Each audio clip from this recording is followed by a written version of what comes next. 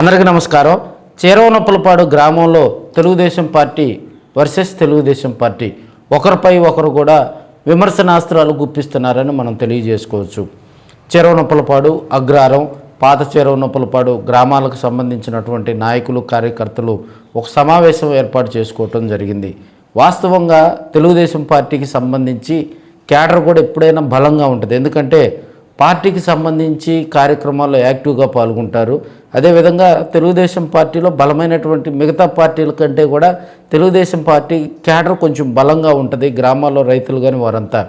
అయితే చేరవనొప్పలపాడు గ్రామంలో కనుక మనం చూసినట్లయితే వాస్తవంగా గ్రామంలో ఏదైనా ఇబ్బంది ఉన్నా, గ్రామానికి సంబంధించి పార్టీలో లోకలోకలో ఉన్నా కూడా వారంతా ఒక చోట సమావేశం ఏర్పాటు చేసుకోవాలి.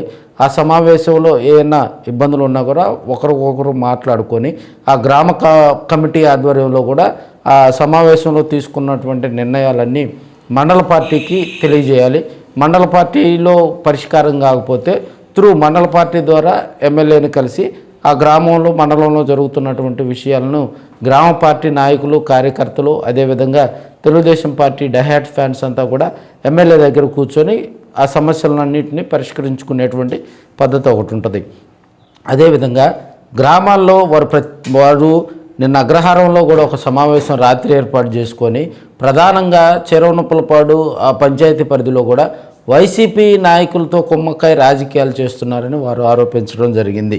అదేవిధంగా ఎమ్మెల్యే వచ్చి ఇక్కడ సమస్యను పరిష్కరించాలని వారు డిమాండ్ చేయటం కొంత సరైన పద్ధతి కాదని రాజకీయ విశ్లేషకులు చెప్తున్నారు. ఒక గ్రామంలో ఏదైనా సమస్య ఉన్నప్పుడు ఎమ్మెల్యే దృష్టికి తీసుకెళ్లాలా, ఎమ్మెల్యేతో కూర్చొని మాట్లాడుకొని గ్రామ పెద్దలంతా కూడా ఆ సమస్యకు పరిష్కారం చూపించే విధంగా ఎమ్మెల్యేతోటి మాట్లాడుకొని ఆయన కనుసైగల్లో కూడా ఆ సమస్యను పరిష్కరించుకోవాలి. అదేవిధంగా ఇప్పుడు ఉన్నటువంటి పరిస్థితుల్లో ఆర్థిక సంఘం నిధులు వస్తూ ఉన్నాయి. రేపు మరి ఆ గ్రామాన్ని కూడా అభివృద్ధి చేసుకునేందుకు కూడా మరి ఎమ్మెల్యే ఫండ్స్ నుంచి కానీ ఇతరితర అభివృద్ధి సంక్షేమ కార్యక్రమాల్లో కూడా గ్రామాన్ని ముందుకు తీసుకెళ్లేందుకు వారంతా కృషి చేయాల్సినటువంటి అవసరం ఉంది.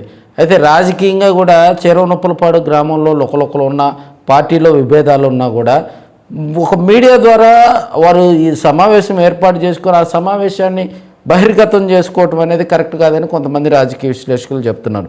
ఆ సమస్య ఏంది, ఆ సమస్యకు పరిష్కార మూలాలు ఏడున్నాయి, ఎమ్మెల్యే గారితో ఆ సమస్య పరిష్కరించుకునేందుకు వెళ్లాల్సినటువంటి మరి మార్గాల్లో గుండా వెళ్తే ఆ సమస్య పరిష్కారం అయింది. అంతేగాని మీడియాను పిలిపించుకొని మేము మేము ఆ పార్టీకి ఇన్ని సంవత్సరాల నుంచి పనిచేసాం, అన్ని సంవత్సరాల నుంచి పనిచేసామంటే అక్కడ వచ్చేటువంటి ఇబ్బంది గ్రామస్తులకే ఇబ్బంది వస్తుంది, ఎమ్మెల్యే గారికి ఇబ్బంది ఏం రాదు.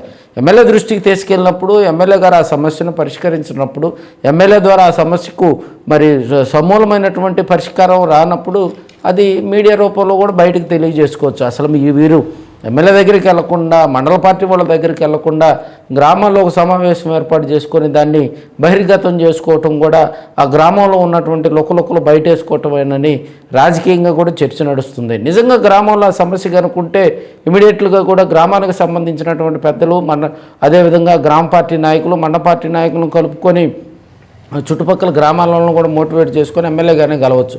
లేదు వీరితో సంబంధం లేదంటే గ్రామ పెద్దలు కొంతమంది వెళ్ళి ఎమ్మెల్యే దగ్గర కూర్చొని కూడా ఆ సమస్యను పరిష్కరించుకోవచ్చని రాజకీయంగా చర్చ నడుస్తుంది.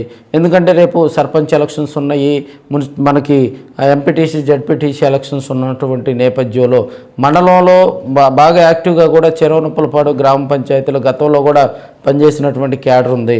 సో ఎవరో ఒక చిన్న కార్యకర్త, ఎవరో ఒక వ్యక్తి చేసినటువంటి ఇబ్బందులను కూడా మరి ఒక మీడియా సమావేశం ఏర్పాటు చేసుకొని వాటిని బహిర్గతం చేసుకొని గ్రామానికి, పార్టీకి సంబంధించినటువంటి మరి వాటన్నిటిని కూడా బయట పబ్లిక్ తెలియజేసేటువంటి పరిస్థితుల నుంచి బయటకు వచ్చి ఆ సమస్య పరిష్కారానికి ఎలాంటి చర్యలు తీసుకోవాలి అనేది కూడా ఆలోచించి అక్కడ మండల నాయకత్వంతో కానీ జిల్లా మన నియోజకవర్గ నాయకత్వంతో మాట్లాడి ఆ సమస్య కనుక పరిష్కారం కనుక్కుంటే ఖచ్చితంగా మళ్ళీ గ్రామంలో కూడా మరి కార్యకర్తలు, నాయకులు అంతా ఐక్యంగా పనిచేసుకుంటారు.